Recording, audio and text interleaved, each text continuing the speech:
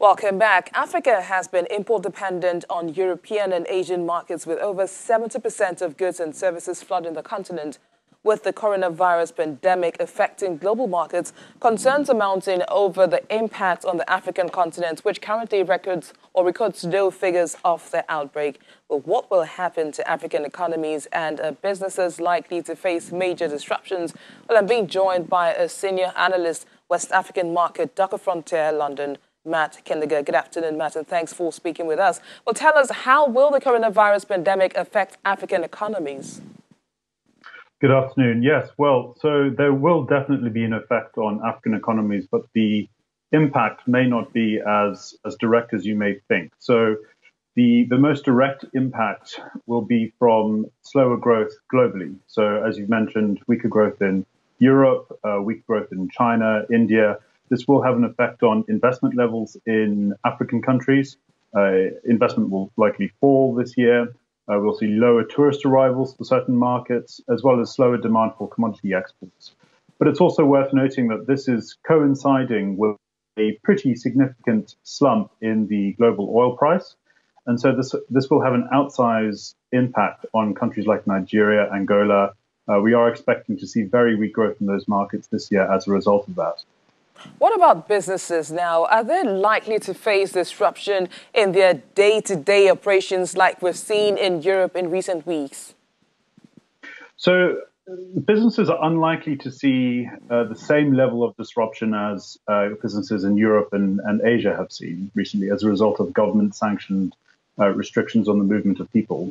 Companies will invariably see some disruptions in Africa as a result of flight bans, for example, and increased health screening at borders. But draconian measures around the restrictions regarding movement of people within countries is very unlikely to materialize like it has done in Europe. And this is because large sections of African economies are informal. Many people rely on day-to-day interactions on the ground to survive. And so it really is, it would be untenable for governments to introduce these restrictions like they have done in Europe. And also, large portions of economies are also agriculture-based, manufacturing-based, whereas in Europe, large portions of economies are often service sector-based, where many people can work from home, like myself today.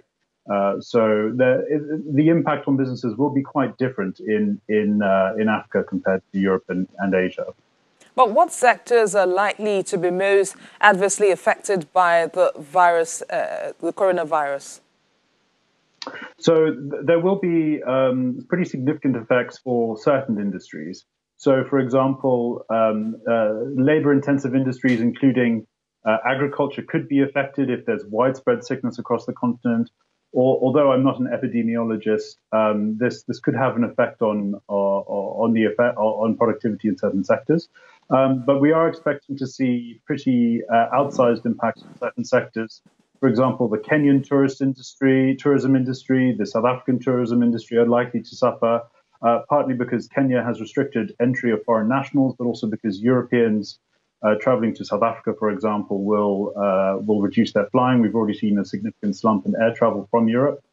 But we're also expecting to see pretty significant strain on healthcare services, both public and private sector healthcare in Africa. Healthcare services are already overstretched on the continent, so it's going to be a pretty difficult year for that sector this year.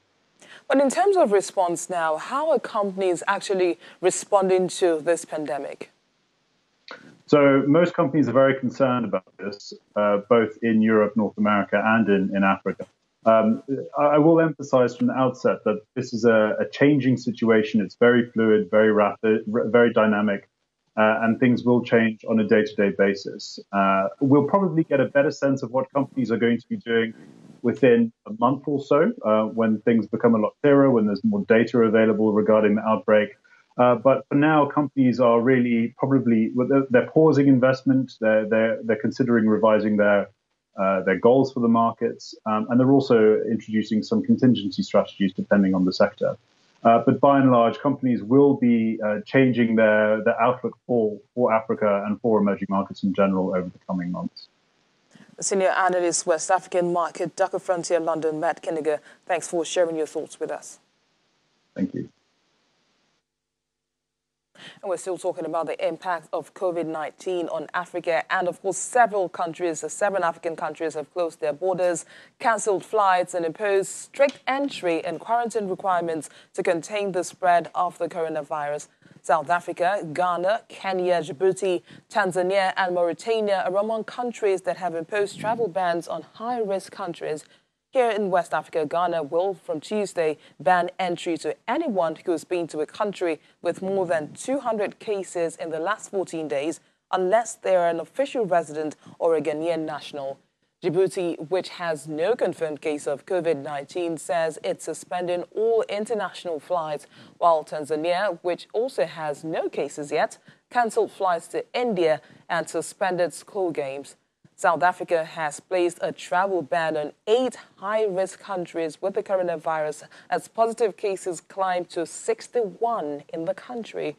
The countries affected are Italy, Iran, South Korea, Spain, Germany, UK, the US, and China, while visas issued to their nationals have been cancelled and previously issued ones revoked.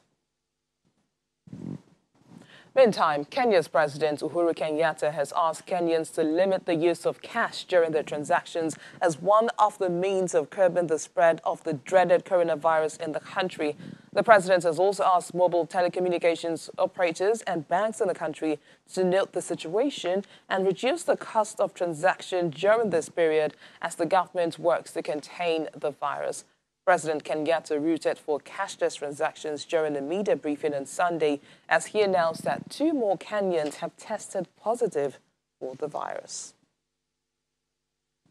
And for South Africa's President Cyril Ramaphosa, he says the government is on the verge of finalizing a comprehensive package of interventions to mitigate the expected impacts of the coronavirus. The package, which will consist of various fiscal and other measures, will be concluded following consultation with business, labor, and other relevant institutions. President Ramaphosa made the announcement in an address to the nation on Sunday after he called an urgent special cabinet meeting. It says that in the last few weeks now, the country has seen a dramatic decline in economic activity with major trading partners, a sudden drop in international tourism, and severe instability across all global markets. And Morocco's King Mohammed VI has ordered the creation of a $1 billion fund to upgrade health infrastructure and help vulnerable economic sectors in the wake of the COVID-19 outbreak. According to the Royal Cabinet, the fund will help acquire the necessary health equipment, assist sectors such as tourism, and help maintain jobs and mitigate the pandemic's social repercussions. The global pandemic has taken a toll on Morocco's tourism sector, a key source of hard currency flow for the country, accounting for 10% of its gross domestic product.